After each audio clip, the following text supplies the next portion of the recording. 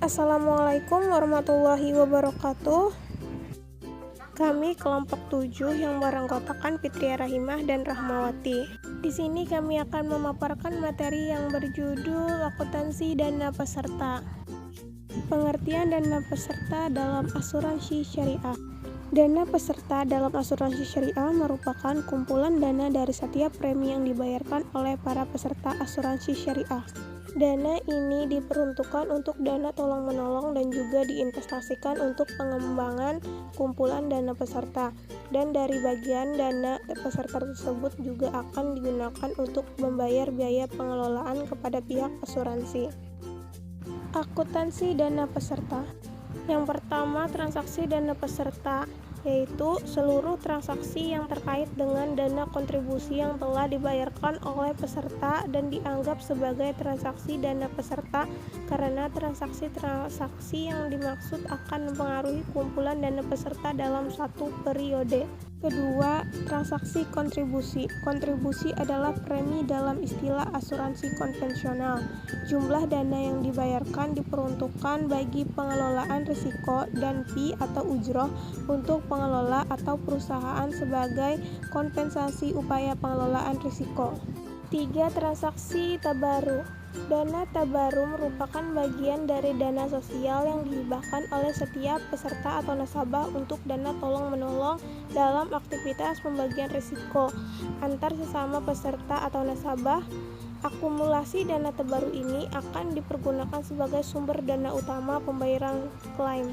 4. Transaksi investasi. Investasi sebagai transaksi dana peserta adalah bagian dana investasi atau tabungan dari dana kontribusi yang dibayarkan nasabah. 5. Transaksi fee atau ujrah yang dibayarkan. Pembayaran ujrah ini akan menjadi beban ujrah bagi akun dana peserta dan akan mengurangi nilai kontribusi. 6. Transaksi klaim. Pembayaran klaim dilakukan oleh pengelola berdasarkan klausul yang disepakati dalam polis dan hasil penyelidikan yang dilakukan atas kerugian tersebut. 7. Transaksi hasil investasi dan bagi hasil dana peserta. Dalam hal ini, peserta atau nasabah adalah pemilik dana dan perusahaan asuransi adalah mudharib atau pengelola dana. Hasil investasi dana peserta ini akan menambah saldo akun dana peserta di laporan surplus defisit underwriting sebelum dikurangi dengan hak pengelola sebagai mudharib. 8. Transaksi surplus atau defisit dana peserta. Sederhananya, surplus atau defisit sama seperti laba bersih pada laporan laba rugi. Terakhir atau yang ke-9, transaksi distribusi surplus underwriting. Transaksi ini adalah salah satu transaksi yang melibatkan kedua belah pihak, yakni diakui sebagai dalam dana peserta dan diakui sebagai pendapatan dalam dana pengelola. Penyisihan teknis atau technical provision. Penyisihan teknis diakui pada saat akhir periode pelaporan sebagai beban dalam laporan surplus underwriting dana tabaru. Klaim reasuransi. Menurut Molengraf, seorang ahli hukum dari Belanda, reasuransi adalah suatu persetujuan atau perjanjian yang dilaksanakan oleh satu penanggung dengan penanggung lainnya yang disebut reasuradur dalam perjanjian di mana pihak penanggung ulang atau reasuradur dengan menerima premi yang ditetapkan terlebih dahulu bersedia memberikan penggantian kerugian penanggung pertama yang wajib membayar kepada tertanggung dan yang menjadi akibat dari suatu perjanjian pertanggungan yang diadakan antara pihak penanggung pertama dengan pihak tertanggung. Klaim. Klaim adalah proses pengajuan oleh peserta untuk mendapatkan uang pertanggungan. Jenis-jenis kerugian dapat digolongkan menjadi 3, yaitu yang pertama kerugian seluruhnya atau total loss, yang kedua kerugian sebagian atau partial loss, yang ketiga yaitu kerugian pihak ketiga.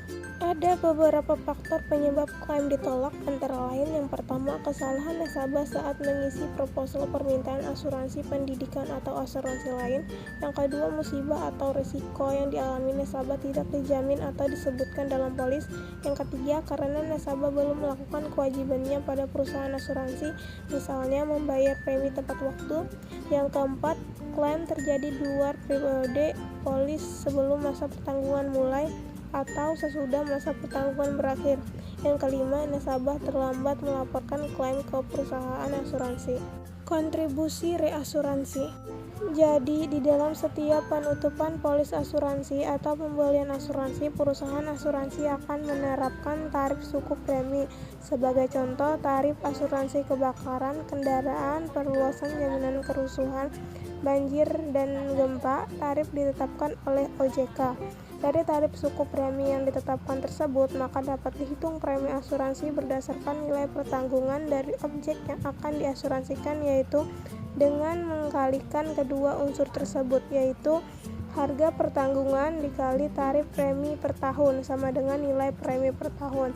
Nilai premi asuransi inilah yang wajib dibayarkan oleh pemegang polis kepada perusahaan asuransi atau melalui broker asuransi. Sekian pemaparan materi dari kami, semoga bermanfaat. Terima kasih.